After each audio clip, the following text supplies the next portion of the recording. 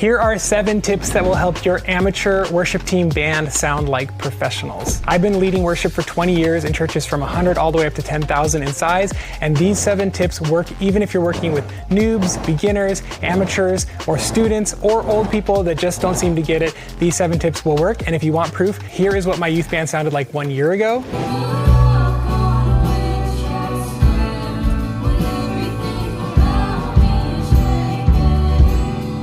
And here is what they sound like today.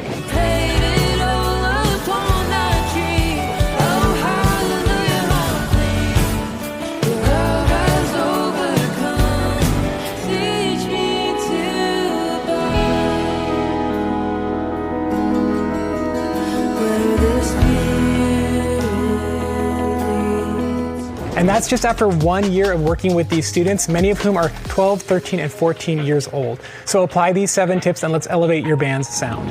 Tip number 1 is to glue your rhythm section together. The drums and the bass should act as one unit, one instrument. What sounds better, this?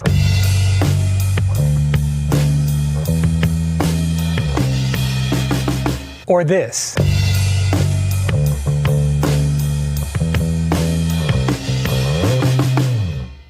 All I was doing there was matching my index finger to my drum kick pattern. So my index finger was working on the same rhythms that my kick and snare were working on. So we were one unit glued together. Now imagine stacking layers on top of that. It's just going to create a much more dynamic, strong, and interesting foundation. And I have a video that you can send to your bass player. I will link it below. We'll be coming back to the drum set for our 6th tip, which is the easiest to implement, but I think gets the biggest results. Tip number 2 is to stack your layers. Music is the adding and subtracting of layers and frequencies. And if everybody is playing the whole time, that's not music, that's noise. You need to teach your players to sit out certain sections of songs. Choosing not to play for a certain section is a part. Think about an orchestra. There's that cymbal guy who's just waiting the entire time, rest, rest, rest, rest, rest, and then he goes, ksh, but when he plays, it means something.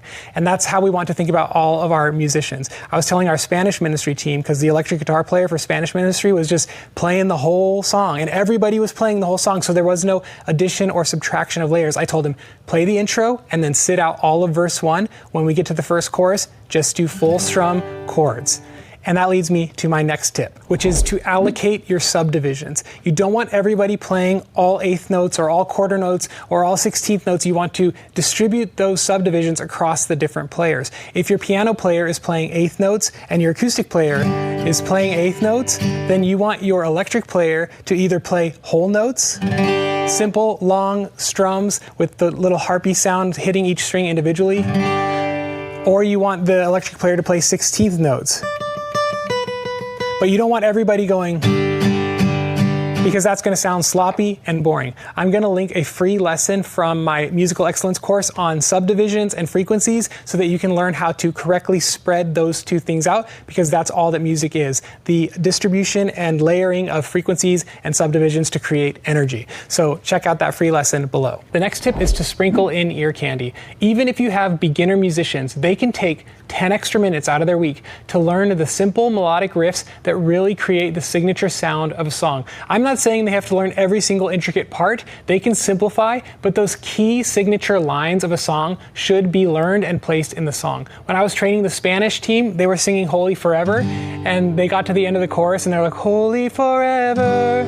They just played the G chord, all of them, and I was like, hey, it's missing something. There's a long space there, it's boring. Fill that space with that key piano line that everybody's ear is used to hearing.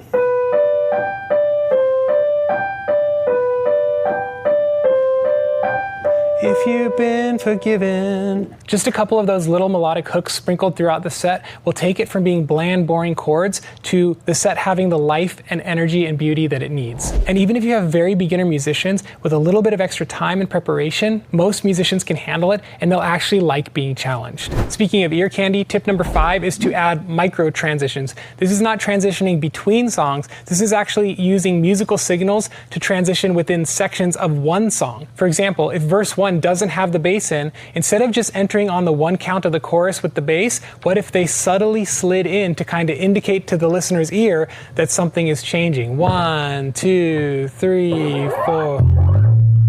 Instead of just 1, 2, 3, 4. You can also slide down from the bass. I'll show you how our youth band did it this past Sunday.